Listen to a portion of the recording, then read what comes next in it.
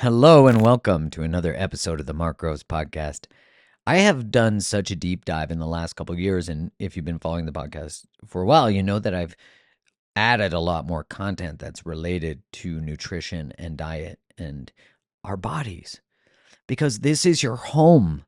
The life force that pours through you is important, and I had to remind myself of that of course what I put in my body matters. Smashing a bunch of booze and then the next morning having a spicy chicken combo from Wendy's, although can be a fun time, I also recognize that I actually just don't feel better doing that. And, where some really big light bulbs came up years ago before, probably 11 years ago, was talking to my friend Dan.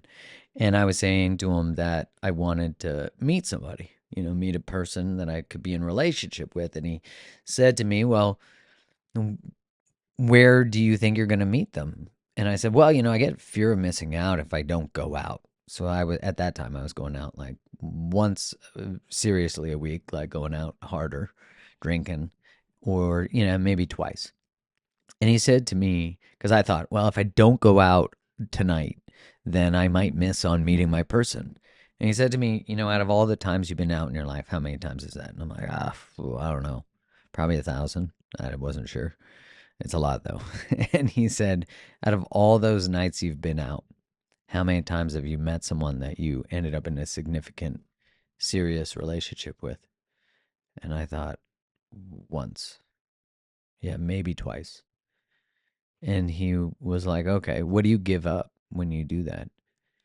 And I was like, wow, I'd trade getting up early, hiking, doing things I love, being in nature. And he said to me, what do you think the chances are that you'll meet someone you resonate with doing that? And I remember feeling a lot like getting smashed by a cosmic 2x4, thinking, oh yeah, that's I've got this all wrong. So the journey into understanding why we make those choices and what those choices do in our lives, and also the large misconceptions about health. I interviewed the interview that I'm sharing today with you. I did with this guy before the recent election in the United States. And the reason I give that reference is it was before MAHA actually getting in, Make America Healthy Again. And of course, I can understand the different challenges with, people being upset with the current administration, people being excited about it. So leaving the politics aside, if you could do that, I think we can all do that. And just actually recognizing the value in a thing like making America healthy again. I do think it's crazy that the proposition is let's get more data about some of these things, and people are up in arms about it. And to me, there is so much importance in looking at the crossover from how people who worked at the FDA end up working in pharma, how we have all these lobbyists in these groups that impact big food, big ag, and big pharma. And all of these things that we're eating feed metabolic disease, and then we treat metabolic disease. How many people have been told, if you were told you have type 2 diabetes, insulin resistance, that you can reverse it? That's not a common conversation at traditional medicine. I'm not saying some doctors don't do it, but the majority, especially up until recently, did not have that conversation with you. Here's metformin, here's these drugs to take, and here's Ozempic. Not, hey, actually, let's get to the core of this. Now, it's a lot easier to take drugs than to deal with our body's inability to process things like sugars and carbohydrates. But I'm actually looking at what is at the core of these so that we can heal. I'm not interested in, look, I know there's times when we need medicine to rescue our bodies, of course, especially in acute issues, and to give our body some rest so it can heal. I get that. I'm not a black and white thinking about it, but I am saying that there is an opportunity for us to recognize all of the ways in which we can heal and completely change our lives. And when we take that level of ownership over our health, it transcends to everything in our life. And this is why I think change that occurs from a dietary and exercise perspective actually creates momentum to create boundaries and choice in every area of your life because you start to feel a bit of a strut, a bit of a swagger. So, with all that said, I'm so excited to share today's episode with you where we dive into health, we dive into diet, we dive into Brian Sanders' journey. He's the founder of the Sapien Center in Austin, Texas. Great human being. So excited to have him on. And I can't wait for you to listen to this episode. Before we dive in, please hit that subscribe button wherever you listen to this podcast. And let's go. Hello, and welcome to another episode of the Mark Groves Podcast. Today, I have Brian Sanders. Brian, welcome. Hello, thank you. And I'm so excited to have you here. I've followed you for a long time on Instagram on your account Food Lies, which just the name of it alone was enough for me to be like, this guy's on to something.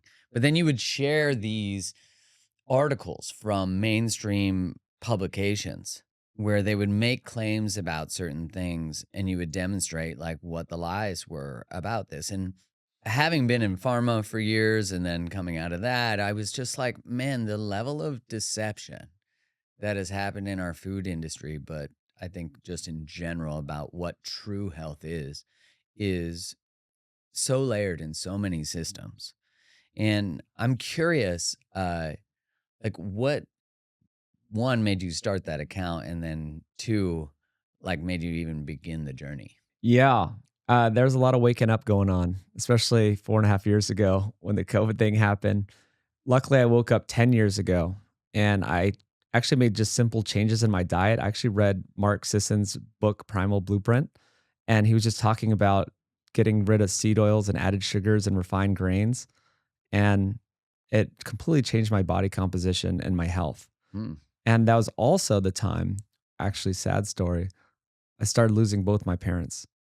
So this was when I was about 30, and my dad had cancer and my mom had Alzheimer's.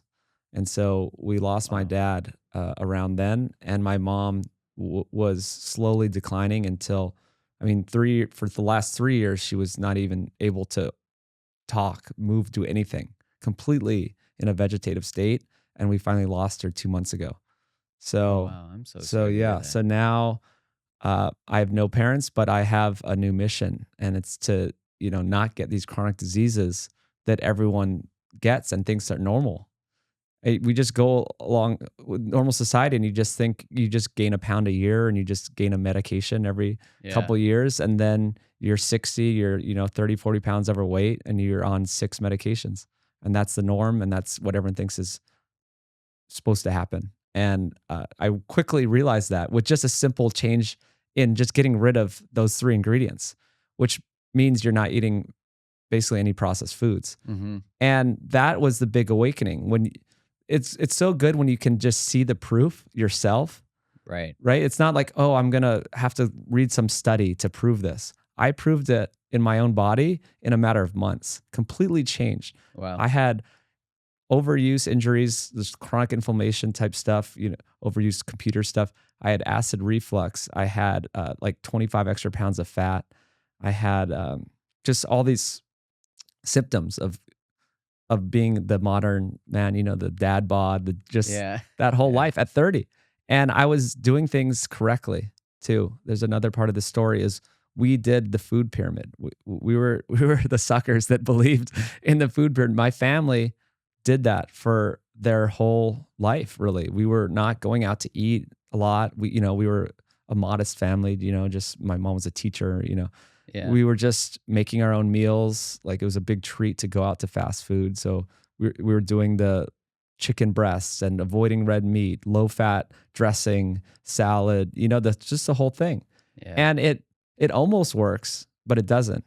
Mm-hmm. It's just, it gives you just enough nutrition to get by, but then you slowly just gain weight and these problems, I think, because I don't think that's what we're supposed to eat. So I was doing that until 30. I was making my own food too and doing all the same things that my parents did that led to their chronic diseases. And then people just say it's genetic. Right. Right. And so yeah, that's basically the beginning of my journey, is realizing it's not genetic. I very quickly changed the the government guidelines were wrong. And then, I mean, I just got more and more red pilled from there and realized so many things in society are backwards. That's the part that I think is so for me, my wake up was relational. I mean, I woke up relationally because I went through a breakup of an engagement, and I all of a sudden was like, "Holy shit! Everything I've been taught about relationship, which is almost nothing Mhm. at school or in my, the passive lessons I've been given by religion, etc." I was like, "Man, I feel so lied to. Like no one told me they were going to be really hard. No one told me that you needed these specific skill sets to do it." And I felt like growing up Catholic, I just felt really lied to by the church too, which that's obviously probably a whole other podcast.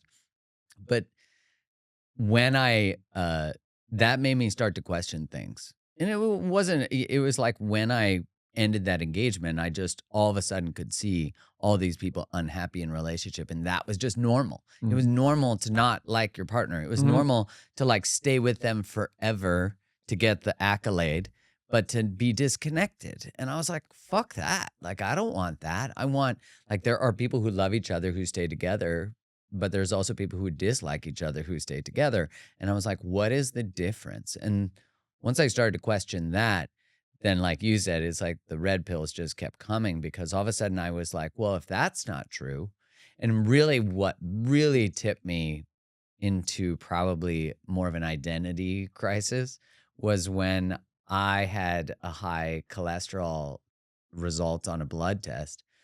And the instant I got the result, the walk-in clinic I went to in Canada, the doctor offered me, he was like, "Oh, you got to go to a lipid clinic." And I was like, "What? You haven't Mhm. even asked me what I'm eating." Like I was an athlete and I was trying different diets. I was just trying things, but I had no idea about like high carb versus high fat and ketosis. And I had none of it. Mhm. I was just like reading stuff. Mhm. But then I went on the threads about cholesterol on, I think it was like the bulletproof stuff. Mhm. And I was like, my mind Mhm. got blown. But I also, what was, was the identity part is I actually sold a statin. Mm. As my very first job, I sold a statin when I was fresh out of college. For 3 months, it got pulled off the market. But I just look back now and I'm like, yeah, I just realize how much as a human living in today, which I think your account really serves as this in a lot of ways and why I like it, is that you have to increase your capacity to hold the grief that the people you're supposed to trust have actually been lying. That's so hard to even, because then even in COVID, you're going like, that just made me go, okay, Mm. well, let me just look at the stuff. Yeah, what do you think about Well, yeah, all that? we grow up being conditioned to trust authority, and you obviously trust your parents, Yeah, but then it extends to your teachers, and then it extends to the government officials, and then it extends to everything. So I think we're kind of conditioned as a society on purpose to just blindly trust the institutions yeah, and the powers that be. And so it's hard to unravel that. And it's a kind of a long journey too. And I'm glad that I started 10 years ago. So I didn't fall for all the stuff that happened around COVID. I yeah, was same. already ready to question things. And then, so then from day one, I wasn't buying into this. And so, yeah, but not everyone's ready for that. There's the whole generation, especially the older generations. I go around talking about food and nutrition constantly, right? I'm making this docu series. That's why I started my account too. The Food Lies Instagram is just for the Food Lies docu series, which has been a 7-year project. Which is great. I saw the first episode. So Oh fantastic. yeah, thank you. Yeah, we're still working, but uh, yeah, I learned a lot along the way, and I learned about like w- yeah, starting to open your eyes to the different way of thinking, and that the the powers that be don't have your best interests in mind. No. And it it took a while though, because I didn't get it at first. Like I trusted everything. I thought, well, the food stuff's wrong and the health stuff's wrong, but they got everything else right. And then once COVID happened, I was like, oh no, no. Maybe I have to rethink everything. Like all of the things, like the education system and the monetary system and like anything to do with our society is kind of just made for the people at the top. Then I was thinking back even to the Egyptians, pharaohs and slaves. And I realized it kind of there's this law of nature that what's good for the people at the top is bad for the people at the bottom. And it's Mm. just how it is. It's like what's good for the pharaoh is to have a bunch of slaves doing the work and have making no money and getting gruel and just to serve him. And then it's also the inverse. What's good for the people at the bottom is kind of bad for the people at the top. Yeah. The people at the bottom are strong and robust and they don't need tons of pills and medications and all this stuff. They're no good to the people at the top that want to make money off all that. Yeah. So that's when I really woke up, is that there's just this law of nature that's how it works. Yeah. And so once you realize that, then you can question things. It's like, well, why are we conditioned to always trust the government and everything? It's because, well, that's how the system works. Even the education system, why do we go to school to learn to be a cog in the machine? You're not really taught critical thinking. I read this book called the Deliberate Dumbing Down of America by Charlotte Iserby. You can get it for free online now. It's like a PDF. She wrote it decades ago. And it chronicled the education system and how it was purposely from the people at the top, from these powers that be that control things, I think.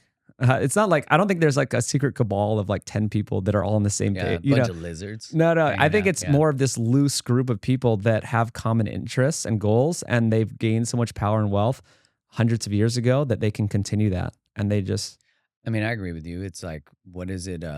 Is it 5 or 6 organizations own almost all the media in the world? yep, Like the mainstream media outlets. So that's a piece of it. Yeah. So the education system is, so if you, yeah, they needed to control all of these things. So right. control the education system. And she documented in this book of how they, instead of teaching critical thinking, they just teach you to just be a cog in the machine. They call it Skinnerian tactics. It's like training a dog. It's just like, here's a treat, do it.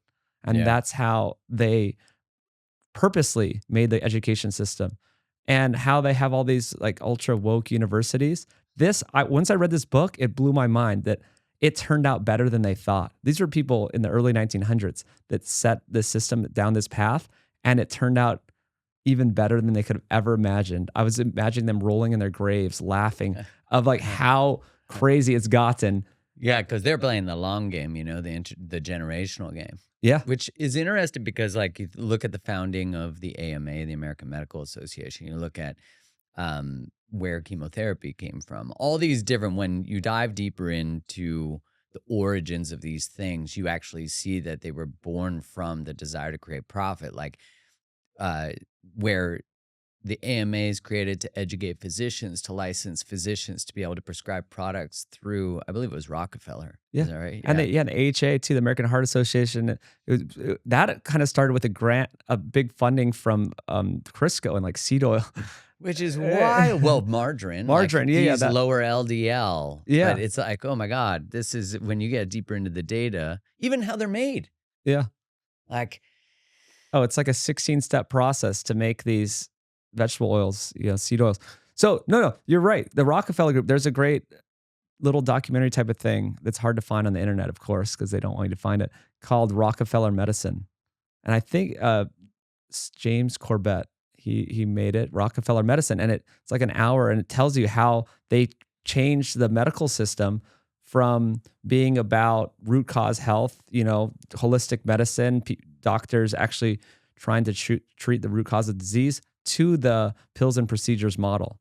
And right. it is on and purpose. demonizing natural medicines, right? Herbs and yeah. They invented the word quack. So that was just some of the it's a PR move that they said, we need to discredit and demonize natural medicine. And they invented the word quack to talk about natural practitioners.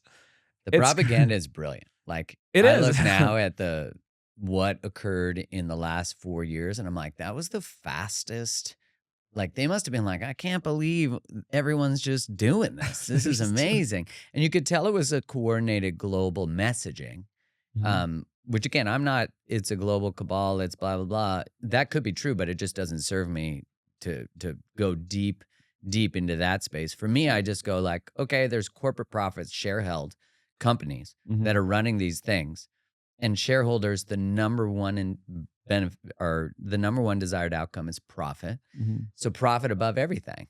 And so, like, of course, the machine of Mhm. pharma is going to work with the machine of media because it just drives the more fear you put in a media, the more ad sales you get, the more everything. So it's like this feedback mechanism, this symbiotic system that, as you said, doesn't take into account the psychological and physiological impact on the people consuming it who are being monetized, who are being extracted from.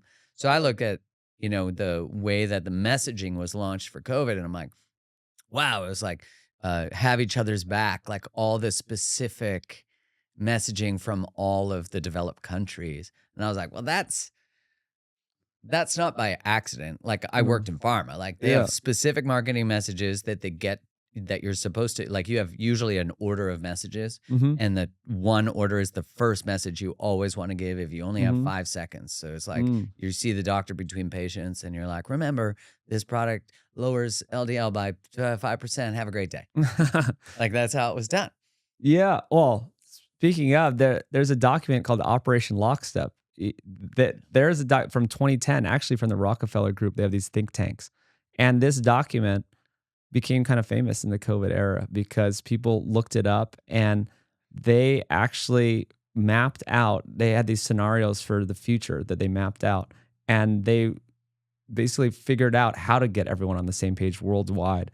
And this document, people got to look up. You can find the PDF called Operation Yeah, we'll Lockstep, link it in the and show notes. it talks about a global pandemic. Instead of China, it came out of Brazil or somewhere South America, and it talked about at first the people didn't want to follow, but then with the media and with enough scare tactics, they said there's a line in there that was something like, soon the people accepted the top-down authoritarian control.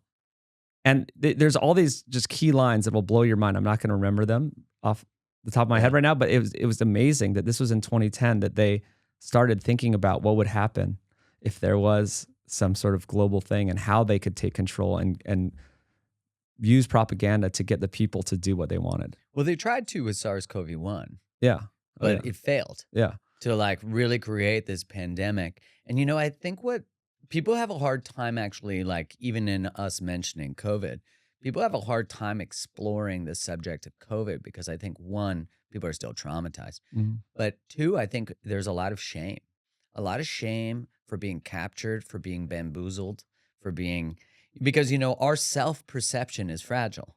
Like we have to, in order to be great at relationship and great at community and great at whatever sort of human relating and leadership, you have to have humility. You have to be able to look at, I fucked up. Mhm. Wait, I can be captured by ideology. Wow, when I'm really afraid, I can become a prick.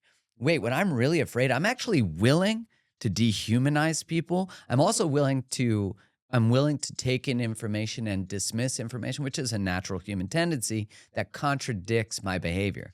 And so it's really interesting because you do see this like resistance, but I'm like, man, you got to go into the shame Mhm. because that's what will liberate you is the recognition. Because if you could be captured by through fear and ideology, you could be captured within interpersonal relationship by abusers, by narcissists, by gaslighting. And really I see that at the basis of the behavior of abandoning one's sovereignty for collectivism, which of course there's aspects of togetherness that are Mhm. important, groups Mhm. that are important. I mean, groupthink exists from an evolutionary reason for sure. Assimilation of idea means safety generally, and assimilation of value and homogeny of Mhm. perspective. But you really see that this is really like the fear of standing in one's own power at the cost of losing relationships. Well, people, I think they do have this shame because they got tricked. 'Cause my family even uninvited me from Christmas a few years ago, and that is hard to come back from. I think you're right. I never thought Yeah. about that in that regard of like they are shameful. They feel the shame that Yes. they got tricked. I got uninvited from Christmas back home in Hawaii. I was born and raised on Oahu, and my family said, you're not allowed because you're not vaccinated. You're not allowed at Christmas dinner, which was something I've never missed in my whole life. I've been to every Right. single Christmas Think dinner. about the impact of that Yeah. emotionally, but the fractures relationally. For me, that's like where the line was crossed for me, was the recognition that they were weaponizing and violating the sacredness of interpersonal connections. They were using family relationships to try to get you to get a product. They actually were willing for you to be exiled from your family. Yeah. They were willing for me to lose friends, all for a sacred sauce that was an experimental gene therapy. And they changed. I mean, the level of deception is actually quite extensive, but we have to be with, like, how painful is that for the person who doesn't invite you? That, see, we think it's just the person who, Oh like yeah, that your I got experience, hurt, but which no. is true. Yeah. But actually, to be able to get to a psychological state where you're willing to not invite your son, your cousin, your nephew, whatever it is it's a really actually a dark place for everybody. And I think that's actually the part that needs to be explored, is like, we have to repair from that. But I saw that happening with politics Mm, before in the States more than anywhere, where if someone all of a sudden voted for Trump, it was like, you're out. yeah. And I didn't see the same. Now I see it, maybe because it's a reactive mechanism to the dehumanization, which I'm saying it exists on all sides, of course. But I really saw it with anyone who voted for Trump early. Now, if someone votes for Biden, same thing. Kamala, Mm, same thing. It's like, whoa, there's the same language on the mhm. other side. Sheep, whatever it Yeah, is. yeah. But I'm like, that's the same. It's like in 2017, it was like people didn't get all of a sudden you didn't talk to your uncle anymore because he voted for Trump. Oh yeah, he's like this crazy Trumper now. Yeah, yeah. Yeah. Oh, okay, so for one, my sister got basically exiled from LA because she didn't want to get vaccinated either. She kind of woke up and she lost all her friends and lost all her jobs and luckily came out here to Texas. But I think the politics stuff is also part of the plan. I don't want to Yeah. sound like a tinfoil hat guy, but probably your audience understands a lot of this, that having that divide is also part of the plan. Yeah. And I think it's kind of this political stuff is two sides of the same coin. Like I don't buy into any of it. I think it's there to make people fight and divide people, just like you're talking about, and that it really, I think it's controlled on a higher level. That the same thing's going to happen. Either side wins. We're still going to be in endless wars. We're We're still still going to going to be, be, yeah. The fuckery is still going yeah, to continue. we're still, yeah.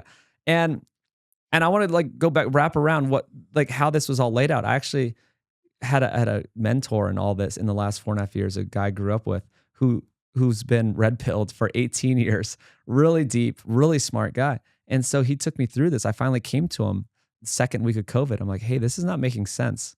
And he said, okay, are you ready? And so no, he kind of put it together. And now I've kind of thought about this. Okay, we were talking about the media. The media is Right. controlled by everyone. We talked about the medical system, right? That's been kind of taken over and shaped into a pills and procedures model instead of root Yeah. cause. We're talking about education system has been molded. There's there's the monetary system too. So I don't know, have you gotten into the Federal Reserve and what happened in 1913? Have you heard about No, anything? get into it. But I do remember watching Zeitgeist, where Yeah, they layer like financial 9/11 and some other, I I forget what remember the, that. Yeah, yeah. So they got probably a lot right with the Federal Reserve. They kind of did an overview. There's many books on it. This is just common knowledge. The Federal Reserve is not part of the government. In 1913, this group of bankers and these ultra wealthy people made money steal oil, railroads. In the early 1900s, had enough power to take away the monetary system from the federal government. So now it's separate, and they control the money printing, and they basically just get people into debt and just continue this cycle. So if you control all of these big systems, then you control everything. And the media is just the PR arm of it all. So if you control the monetary system, the education system, the food, the pharma, then all you need is the media to just give people the propaganda, and then you have everyone under your thumb. And so I started learning about this, and I checked all of the things that my friend was telling me about and would read. I wouldn't just go to a blog and read some random person's blog. I would go back to books or documents from 1900s to verify what he was talking about. And yeah, that's where I came to these conclusions of just the powers that, just what's good for the top is bad for the bottom. Just realizing that this is just how society works, realizing that what you're talking about, corporate shareholders and profit. If you just think of it in that way, you understand how everything works. Yeah, and then I wasn't so lost because he's like, you're not going to like this information. It's only going to hurt you. But I thought it helped me because now I just am more at peace with why things are so backwards because I just understand Mm. what who's pulling the strings. That makes a lot of sense because, it's like we've been resolving pharma pills, as you said, pills and procedures. We've doubled, tripled, quadrupled, whatever the multiplication is since, the 1950s. Mm-hmm. And we have seen no improvement of health. We spend the most on health and have the worst outcomes in the world. Which is wild. And so then you look at I remember listening to Callie and Casey Means, their podcast episode that they did with Tucker Carlson, which was really fascinating.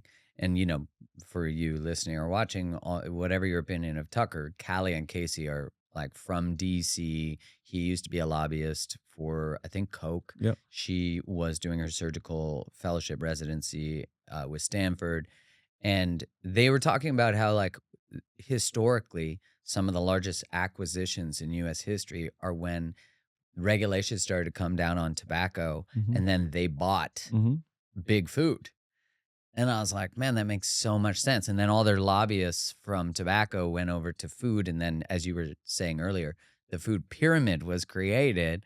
And so it's like, yes, you're right. Like all these systems actually require each other. And it's like, if you're really afraid and you're really undernourished and you're having a hard time paying your bills and you're buried in debt, what do you need? You're then going to have more anxiety. Oh, now we have a social media paradigm that will happily feed you dopamine and get you on a cycle of addiction to then keep you in the loop where you never feel like enough because you're following all these booty Instagrams and all the, perfect lives. And then the desire is to become an influencer or whatever. And it's like the loop just continues, which is like, that was my challenge with, which I'm coming to a recognition that social media might be like the cold calling of today, like back when I was in sales, before social media existed, you had to do a lot of fucking hard work. You had to do shit you didn't like. But I think it's hard to figure out till you can leave something, you can't choose it. Do you know what I'm saying? Like I knew that relationally, that like you need to know that you always can, that you have access to a no. So then your yes is real. But if you don't have access to no with alcohol or no with social media or no with chaotic, toxic relationships, you don't have access to an actual yes. It makes sense? Yeah, you feel trapped. No, I've been thinking about this a lot. Yeah, like I'm thinking about the power dynamics of like if you are, say, dating your subordinate, your employee, they might not really have the ability to say no. Yeah, because the power dynamics. Yeah. Yeah, their salary is on that. Like there's I mean, that's why rules technically exist for all that kind of stuff. And power dynamics, of course, are going to exist. That's just the way human systems operate. But it's like like, let's say, for example, my wife and I, when she delivered our son, she wasn't working as much and I was working and then taking care of us. But what was really an important part of our conversation, which was like, hey, I know that right now you're not working. What would you need to have access to financially so that you feel free? And that's not a conversation most people have, because I recognize that historically the power dynamic of the male provider often makes it so the woman doesn't have access to her voice. And so I was like, what would you need so that your voice is actually accessible fully? And so it was I didn't care. It wasn't like affecting me. I didn't feel like less than or fearful that she would leave. I actually want her to have access to every aspect of her expression. You know what I mean? Yeah, it's better when you're seeing eye to eye and it's Yeah. yeah. So when you look at your discovery 10 years ago, simplicity of like just changing those three things and then developing much more health, right? Like Mhm. fitness, would you say like did it transcend to everything, mental clarity, everything? Yeah, that's I think it's the foundation. It's like the nutrition is the foundation. There's so many important parts to your health, and people argue of which one's more important. Some people are, well, sleep is the most important. Some people say your mindset and and I guess since I'm in the nutrition world, I come at it from a nutrition angle, but I really do think it's foundational. That if you get your nutrition right, you go back to what humans are supposed to eat, you can thrive. You can feel better and then everything else can fall into place. So some people can still have some of the things figured out, but they're always going to be brought down if their nutrition's not right. Yeah, so there's a quote that a healthy man has many wishes, but a sick man has one wish, Mm. right? If you're not well, like you'll pay any money to be well, Yeah. right? You'll do anything. You'll do anything. So like that is the foundation. And if humans get their food right, then you can sleep better, then you can think better, then you can have better relationships. So yeah, I always start with the food and then go from there. And it's actually there's five pillars to being human, I think. And these are the things you can't fake. Like there's pills, pills and procedures can help with certain things. Obviously, I think there's a time and place. If you get in a car accident, you need some procedures. Yeah. But you can't cheat nature in these five pillars of being human. Right? I got really into just thinking. My new stuff's called Sapien. Right? It's just Yeah. like going back to human, and you can't cheat nature in the five pillars of being human. So with the food, you can't have Impossible Burgers or the Beyond Meat. Right? You can't put together a bunch of stuff, right? Just random plant materials and fake iron and soybean oil and make meat. Right. It's not Right. It's not possible. meat. It's not not meat. it's Right. alchemy though. But think Yeah. of it like bigger. Like that is alchemy. It's cows were put on this earth and they co-evolved with grasslands and with everything around us. And they eat the grass and they turn it into a highly nutritious bioavailable protein and nutrient source for humans. And you all the grasses they eat and all of what they take in, there are millions and billions of little things going on that put nutrients and secondary compounds and phytonutrients. They're doing great science now. I've interviewed some of these guys, Dr. Stefan von Vliet, looking at 50,000 secondary compounds. They're using mass spectrometer Wow. to look at what's in meat, and he can see that the Beyond Meat, the fake meat, is nothing like normal meat, which is also nothing like regenerative meat. If you have the cow or the cattle out on grass eating a diverse species of whatever they can find, that is way better than just a feedlot Oh beef. yeah. Right? So they can actually start to prove this now to look at all these secondary comments. So the point is, it's alchemy to think that you can just put together some things in a lab and make it as good as meat or even as sustainable as meat. They think that it's better for the environment. It's not. How many inputs are there to create the fake meat? These labs, these giant labs, and there's all this refrigeration and energy required, and there's all these inputs and antibacterial agents and this and that. That's not going to do better cosmically, nutritionally, or from the environmental energy perspective than the real thing. You put a cow out on grass and it produces meat. So nutrition wise, you can't cheat nature. You can't. I don't think it's possible, even 100 years in the future, 1,000 years in the future, to put together something that is equivalent to what nature can provide. Right? 100%. It's not. It's alchemy. It's like okay, then, but you can't build a machine that can exercise for you. Right. The whole point is you Right. have to do the exercise. Yeah. We're not going to invent something in 1,000 years that you just like take a pill and you just exercise. That doesn't make any sense. The whole point of building a muscle is that you did the work and you're Right. right. So you can't cheat nature in movement in this exercise. You can't in sleep. Again, thought experiment. I love doing these thought experiments. 1,000 years from now, do you think we can have a pill where you can sleep for 2 hours, but it's like you slept for 8? No. No. It's not. It doesn't make any sense. Your brain has to clean out and do all these processes. You need to go into the REM cycles. You need to do all these things. It's not going to work. So there's sleep. Then there's there's, I guess I call like sunlight or nature, right? You can't just take a vitamin D pill and it's like going out and getting sun. Right. You need real sun. Like humans, animals need this. Like if you were stuck in a cave, you would eventually die. Your immune system would shut down. You're not getting the vitamin D. And then the last one is community. Mm. And you can't cheat that either. We're talking about social media. You got off social media. That is fake community, Yeah, right? You agreed. think you have a lot of friends. Oh man, I have like 1,000 followers. I have 1,000,000 followers. I'm so popular. These people aren't your real friends. Right. I mean, I still use social media, but I also, I think it's valuable. yeah, I think yeah. I'm like just learning how to relate to it. Yes, but it's a good lesson in that you can't cheat nature in the fundamentals of being human. Yes, you can cheat nature and go on an airplane, right? Yes. Oh, we cheated nature. We just got across the whole world in 8 hours. Like Yeah. that is technically cheating nature, but it's not a fundamental of being human, No. right? We didn't Right. cheat anything of the pillars of being human. We just got somewhere very quickly. Why do you think we have a predisposition to want to find these shortcuts? Like ultimately, pharma, agree with you, like allopathic medicine, important in acute trauma, all that kind of stuff. And obviously, tremendous advances in that space. But it's like, why do you think it appeals to us so much to take fucking Ozempic than to actually get our metabolic health in check, learn how to eat less?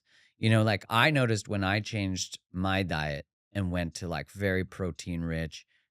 Basically, I don't eat any refined sugars, seed oils, breads, any of that Hmm.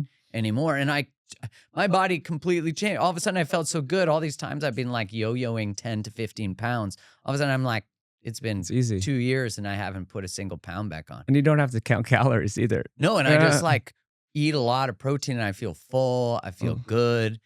And I just look back now and I'm like, man, and my metabolic health gets more in check. Like everything transcends that. I'm more mental clarity, more energy, all the things. And now I love getting up early in the morning. Like everything has transcended.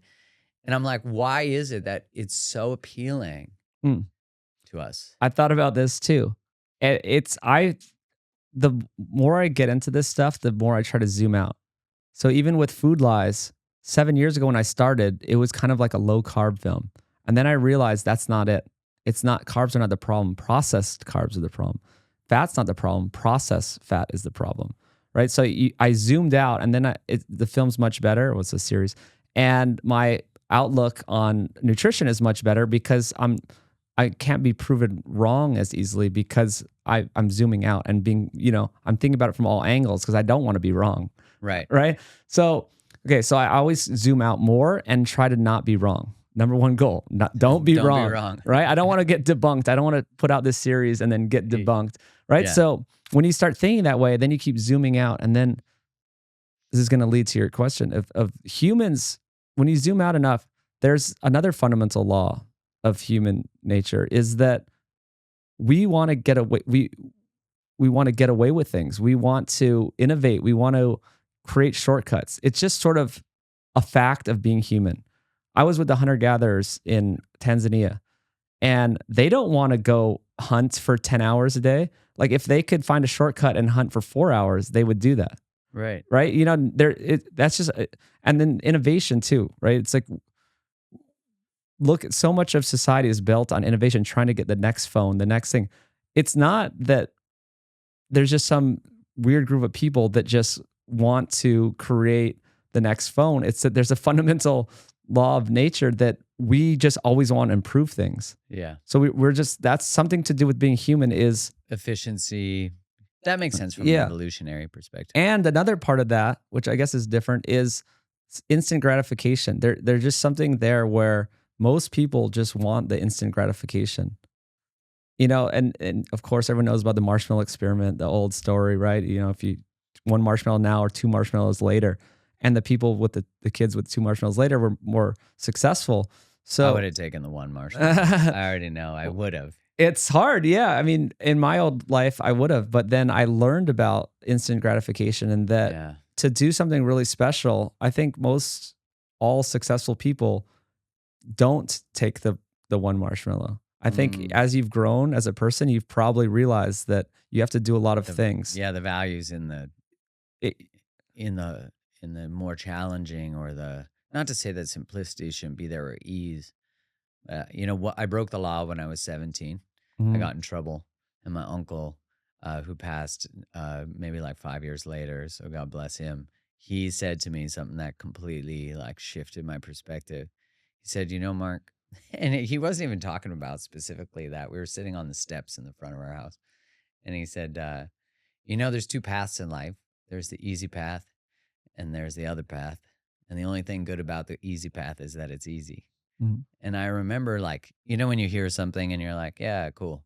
Mhm. But years later, that I got asked in a job interview, what was like the most profound thing I've ever read or heard, and that came to me, and I got the job.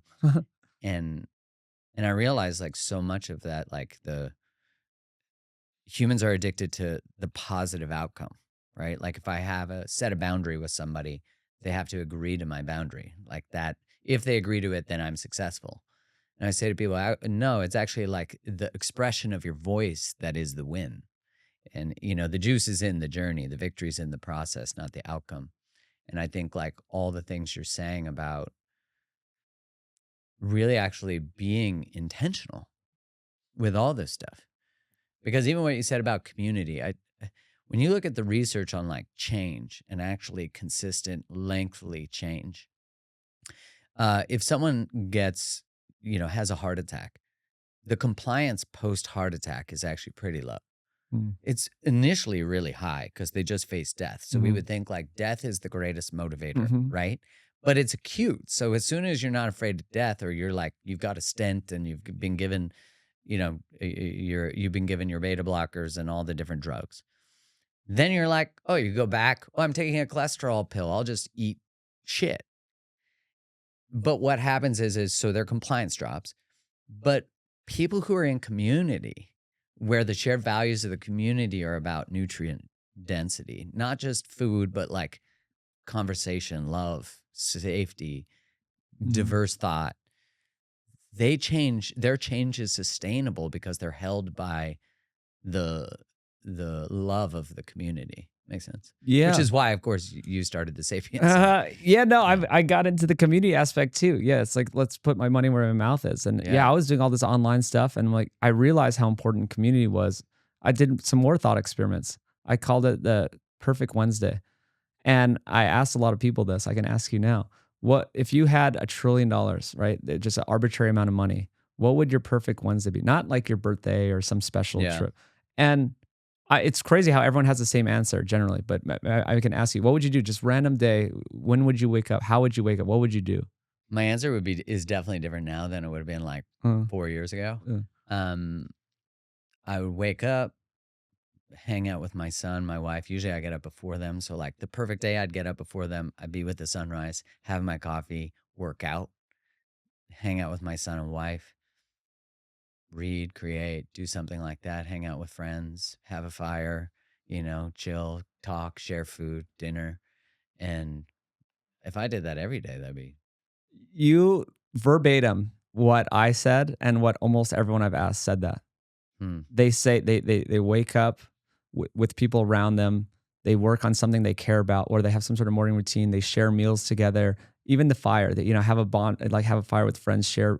This is exactly it, and that none of that cost any money, hmm, right? If you had the $1 trillion, that the day you described didn't require $1 trillion. I mean, of course, it required some level of security of like, okay, you got your house paid for, something yeah, like that, but yeah, it's almost free. So then you can think about your life where like what really matters. It's like even if you of course I still chase success and I want to have money and I want to have nicer things and own a home. But that doesn't mean I, I I'm not it's not like I'm not gonna be happy until that happens. It changed my perspective of like what matters now and I can have all that now before I have the $1 trillion. right, Like I can do that. I can set up my life where I can have that perfect day before I even have all the money. yeah, And part of it is really around actually the five pillars of being human, of like having the good food, having the family around you, being, in nature, just None of those, yeah, it's not like the perfect Wednesday. People are like, yeah, then I use Instagram for 4 hours, and then I Yeah. put on a VR headset for Yeah. 3 hours. And then I go in my VR headset is a campsite, you know? Yeah. So, yeah, oh, man, I love having these kind of thought experiments and thinking about, like, how you wanna live and what really matters, and yeah, that kinda is this kinda sapient concept of just all these things that we've talked about are kind of this sapient concept, and I also have this concept of wholeness, whole and hollow. You're talking about, like, the food. Food's the easy example. Whole, like, processed food is basically just hollow, right? We've tried to, Yeah. like, take apart food. It's a lot of value add. It's actually just a lot of ways to make money. It's Yeah. like take cheap ingredients and put them together into a food-like substance, but it's ultimately hollow. And I think that's the root cause of nutritional decline and chronic disease. A lot of obviously, there's many factors in chronic disease, but the nutritional component is from eating the hollow food. Your body can't get enough of them. That's why people overeat. I mean, it's just like math. Like, just think if you had like amount of protein and nutrients that your body needs, and then you fill it up with a bunch of extra trash, a bunch of Right. empty calories that are seed oils, added sugar, refined grains, you're going to have to eat more of that food to get what your body actually needs, right? So of course you're going to That gain makes weight, sense. Yeah. right? It's like it's just math. It's like Yeah. your body is trying to get nutrients in the protein and it can't get there because you gave it the wrong food. And there's studies about this. It's called the protein leverage hypothesis, and doctors Robbenheimer and Simpson have been doing these studies forever, all different animals, and they found that all animals, they started with crickets actually, and then they did mice, they did all these different animals, and if you give them the food that they need, right? They know that if it has the correct amount of protein and nutrients and the correct amount of carbs and fat, whatever a mouse needs, they will eat. They're not counting calories. They will eat and they will be fine, and they have healthy offspring and they live a normal lifespan. Then they can take a different food and have less protein and nutrients, right? And have it more basically empty calories, too much energy from Yeah. fats or carbs.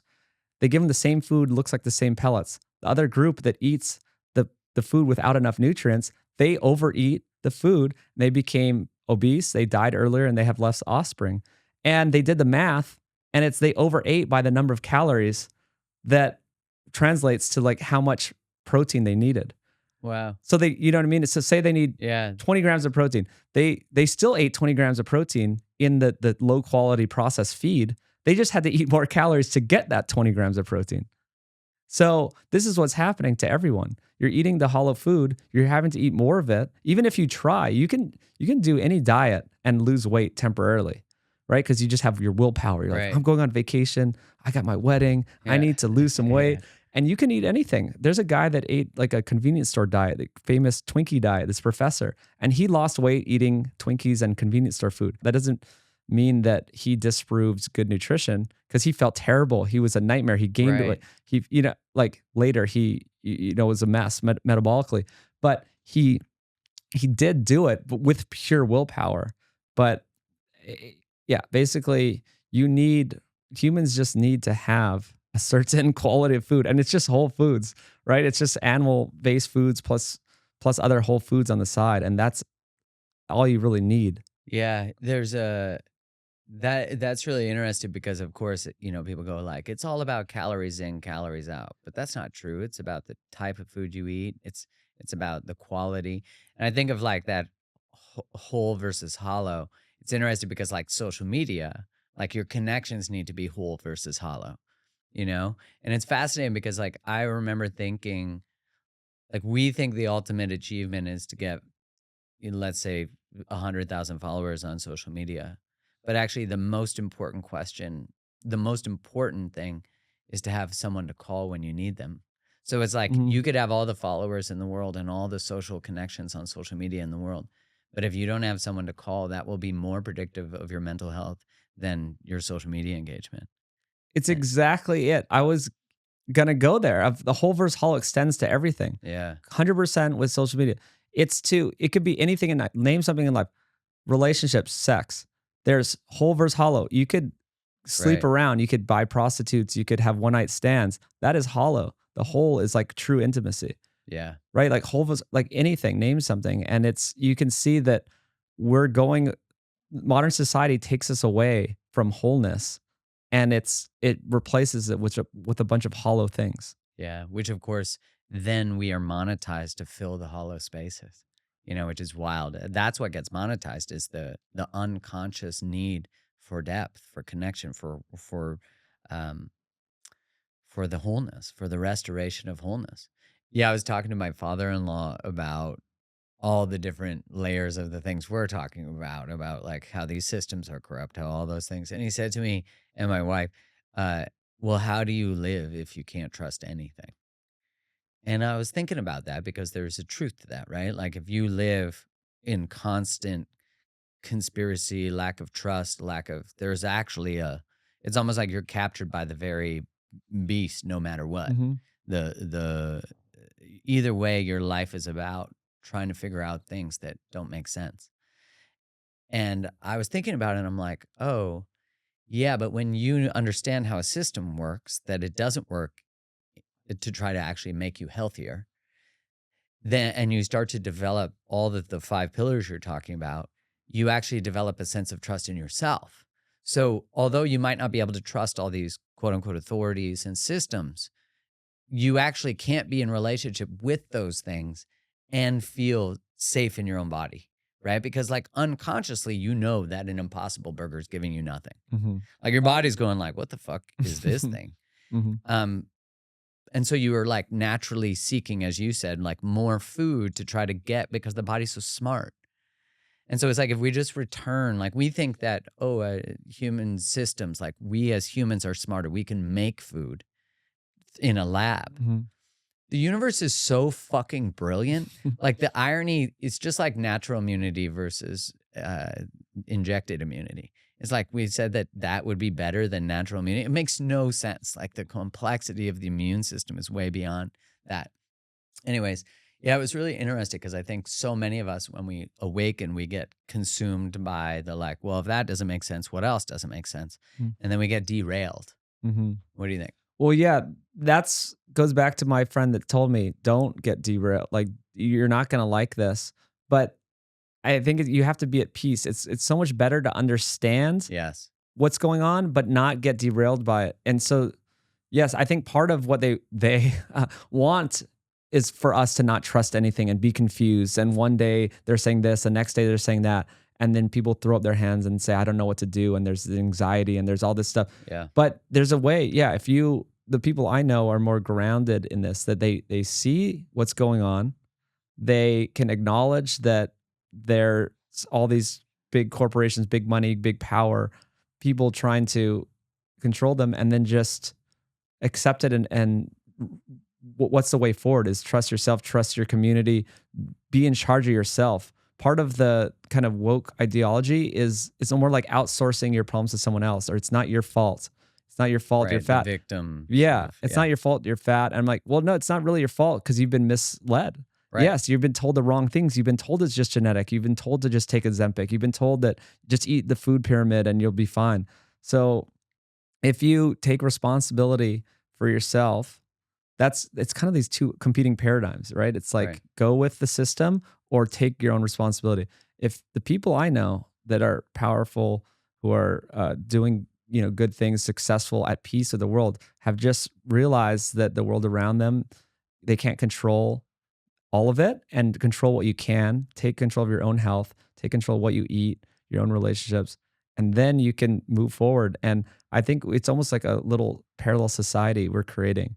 And Yeah. it's not like one little commune. Although Austin Right. is a pretty cool little group of people, getting together and doing some interesting things. Yeah. But still, it's not one little society. It's just everywhere around the world. There are these pockets of people that have woken up to this. They're not thrashing. I don't want people to be like, we're going to start a militia, like we're Yeah. going to Yeah. take Yeah. everyone down. It's more like, no, we've just taken personal responsibility. We're going to eat real food. I'm a bad consumer, right? I don't consume much from the system. I don't have sick care. I don't have a insurance plan. I don't buy food from the normal grocery stores. I don't buy a lot of products. I just go to my farmer's market and I get my own meat. Yeah. It's like I'm just not part of their system, but I'm not in a cave. It's Right. not like I'm saying, "Oh man, we need to go back." Like the paleo thing is really good, but it's not perfect. It's like I'm not saying we need to go follow every single rule of paleo diets or be like our ancestors and just, club, random Yeah. objects and eat them, or random animals and eat them. We need to live in our normal world, knowing what we're up against and how to take care of ourselves. And yeah, I think we're going to almost create a new type of human where we have these strong, healthy people. And then there's going to be, I had this other thought experiment of like, what if we all live somewhere and then 100 years from now, the people from the normal society showed up and they're on the tour bus and they're on their rascal scooters. It's like Wall-E, right? Everyone's like overweight. They have like 5 medications in their little pill, little pill organizer, and they're taking Ozempic, and they're just like, what are these people? They look so strong and healthy. That's what people say at the Sapien Center. They show up and like, everyone's just like glowing around here. Everyone's fit and they like got a little suntan. They're smart. They're well adjusted. What's going on? Yeah, and that getting to that space, it's weird that that's considered like lucky, special, whatever it might be. But we all need to seek out community that's like that. And if it's not available, we create it. Because again, the victim side of that is like, oh, but it doesn't exist in my neighborhood. Great. What an Mm. opportunity. Brian, this has been epic. Man, I'm so excited to go to Sapien Center on Saturday and do an event there. I'm super pumped about it, and I'm so excited we got to connect. Like, thanks so Absolutely. much for being here, and I'm curious for all the people listening, watching, where can they find more of you and Food Lies and all the things? Yeah, Food Lies on Instagram. It connects to everything else, and you can find out about the docu-series and, all the stuff I'm doing. Great, man. Thanks so much for everything that you do, for everything that you stand for, and for your very expressive voice on social media. I do appreciate it. Thanks, Mark. Thanks, man.